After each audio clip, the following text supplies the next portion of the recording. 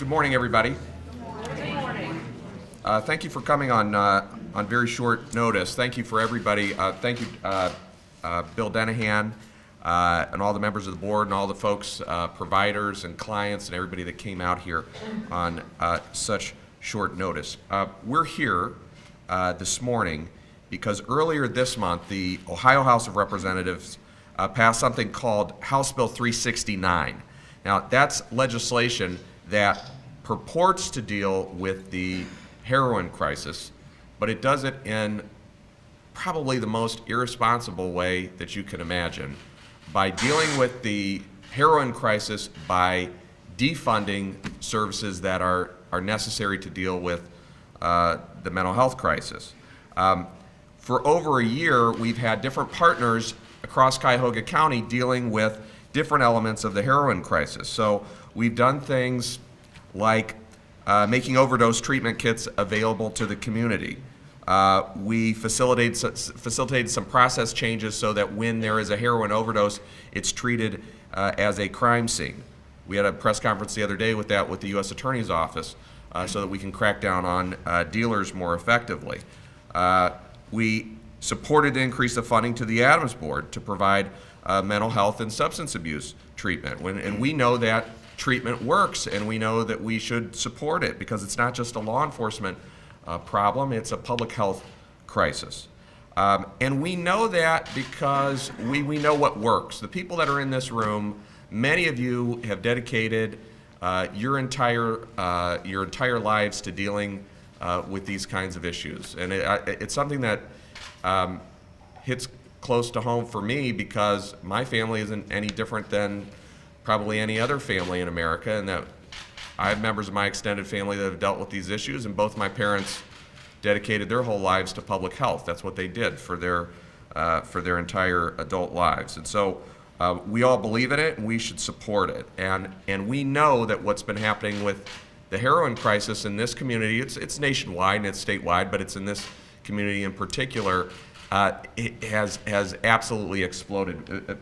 Bill and I were talking about this chart earlier, and I know it's probably hard for some of you to see this in the back, but basically it shows a trend from 1980 to the present. I was telling Bill that this kind of mirrors my experience. I was a county prosecutor in the 90s until the early 2000s, and this is what we used to see in the courtroom on a daily basis. And so you saw cocaine spiraling, but heroin was something that you would see really on a very rare basis. And then what happens as time goes forward? You can see what happens. So if you can see the heroin line is this kind of it's red, I guess, magenta or something. It goes almost unrecorded, and it's absolutely getting off the charts now. So you're up to 200 deaths in 2013. And it doesn't mean that it was never happening in the past, but it was a shadow of what you're seeing now. And of course, drugs combined is also off the charts now. We're up to over 350.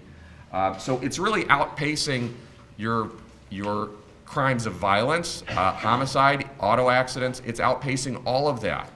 Now, I will tell you that we've seen very, very slight progress in the first quarter of 2014.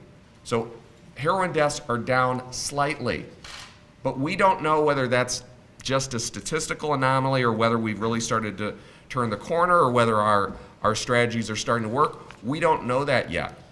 But what we do know from dealing with previous drug epidemics is we know what works and what doesn't work. And to defund mental health in order to fund heroin interventions is the most irrational thing that I've ever heard of. Because first of all, it assumes that those funds are not very much needed for the services that are being provided now, which is incorrect. And secondly, it assumes that there's no current connection between those challenges, which of course there are always connections like that. The tragic thing about this situation is that the state does not need to be doing this at all. The legislature doesn't need to be doing this. The state right now is sitting on hundreds of millions of dollars in Ohio Medicaid savings as a result of the expansion of Medicaid. This is exactly the kind of thing that those funds should be used for. We know that behavioral health is at its most effective when it's managed and delivered locally. And you all know that because you participate in those services. What House Bill 369 does is it's rescinding mental health funding that had already been approved by the legislature. And by the way, it also has another effect, and that is that all of us are sitting here today, instead of working on more productive things, we're now fighting for decisions that should have already been made. It hurts the ADAMHS board and all the different community institutions from rationally planning what they can implement and the way they can positively impact lives throughout the year. Because now we're going to be involved in a silly tug of war in a budgetary process that doesn't need to happen. What we really need in this state is a behavioral health system that supports a continuum of care. And every time we have one of these crises, we shouldn't be robbing Peter to pay Paul and taking money out of one pocket to put it in another pocket to give the appearance or the illusion that we're dealing with a situation, while really what we're doing is subtracting from our ability to deal with mental health issues in order to deal with heroin. This is creating a no-win situation when what we really ought to be doing is creating a win-win situation. And so I can tell you this decision is not a done deal. We have seen other things in the last few years where the legislature starts to look like they're going to do something very irresponsible, and they need to hear from your community. You have incredible reach and impact because these issues affect so many families, urban, suburban, city, rural. It affects the whole state. And I want to compliment Mr. Denihan because he's been such an outspoken advocate for so many years and has been so effective with this. And so as soon as this happened, my human services staff were talking to our friends at the ADAMHS board, and we said we need to speak out about this loudly and clearly. I want to say one more thing before I turn it over to Bill, and that is, you know, when we try to publicize an issue because of something that is of community concern, we always reach out to our friends in the media, and you can see that there are no television cameras here. And I don't think the plain dealer is here. And you know, when the negative consequences of this decision are felt in this community, and more people suffer and more people end up, quite frankly, dying because of these decisions, then they'll show up. Then they'll show up. So they show up for the car accident and the traffic accident and the building burning down, but this is somebody is setting a fire right now in Columbus by making these kinds of decisions. And I would just ask you, we will through our official channels, but I would ask you to help us publicize this now, because legislatures respond to pressure. And we've got to make sure that they hear from all the good people that have been so active in this issue for so many years. At this time, I want to turn it over to Bill Denihan to speak further on the specifics of this. Bill? Thank you very much, Mr. FitzGerald. I want to thank Mr. FitzGerald for his professionalism, his commitment, and his insight relative to what really happens on a day-to-day basis, and for those of us that are involved in mental illness and addiction issues. So we really appreciate you coming here and supporting our position that to take money for something that's very, very good. And you should know that the elements of House Bill 369 is very good. It's very good to have treatment beds, long-term beds. They have planned 980 beds across the whole state. Translated, that probably be close to 90 or 100 beds for Cuyahoga County. That would be good. That's good news. And have money dedicated to drug court, have money dedicated to prevention. Those are all very, very good things. What the problem is multifold, if you will. One is taken away from the top of the money that was approved by the General Assembly 2 years ago to support all those issues that's not covered by Medicaid. So we're going to make you all experts in about 20 seconds. Ohio covers 7 of the Medicaid subjects that can be reimbursed in America. The other 18 is our responsibility through the county and the county levy. The other 18 is the responsibility of the local community.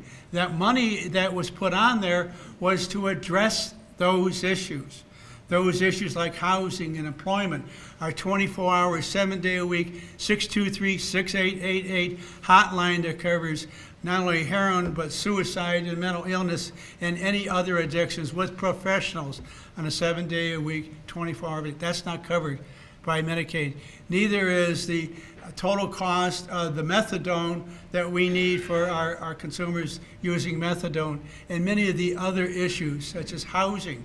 It's extraordinary the waiting list we have on housing, whether it's temporary or permanent housing for short or long-term beds. It just is not there. We know if a person goes to an emergency room today and they have a broken arm, they're going to be treated. But if they say they have an addiction, they may be told, come back in 2 weeks until we have the time for detoxification or a bed. That's sad. This legislation would address that. That's good. But when you take the funding away from already contracted services, now, it's not like we're finding this out and we've got to plan for it ahead of time for the next budget period. We are already contracted with our 60-odd providers with about 95 different services covering mental illness and addictions of alcohol, drugs, and gambling. Those are contracts already out. So what it's saying is, well, disregard that. We're going to take $50 million off, which translates to Cuyahoga County $7.5 million, and that will have an impact on the services that we're getting. Now, when providers set this up, they have to hire people, they have to ensure that somebody's going to be there. That's not a good business model to take away in the midstream. And the other final thing is that the state made a decision that that impacts every community. Well, the reason for the ADAMHS boards of the world is for the community to stand up and be the voice of the community and establish the priorities of the community. And it goes into that continuum of the care that Mr. FitzGerald said. This board and this community of you have decided what that continuum of care is. Now with this legislation, it says, well, put the continuum of care aside, and we're going to want the spending done this way. Oh, and incidentally, all that money that you put on your $7.5 million, that's not going to count. We know that the state is going to have more on persons on Medicaid, and it will save money. That's where they should take and fund this very important services. So not out of this 507 line, but find the money, and they'll find it in the Medicaid expansion. That's what we would like to see done. Our board, under the leadership of Harvey Schneider, passed a resolution. Many of you providers passed the same resolution. We hope they would listen to that resolution. Do not take the money out of 507. Allow that to continue and find the money for these very good programs out of Medicaid expansion. Mr. FitzGerald, you coming here today means an awful lot to every one of us in this room. We want to thank you again for supporting this position. Thank you. Thank you.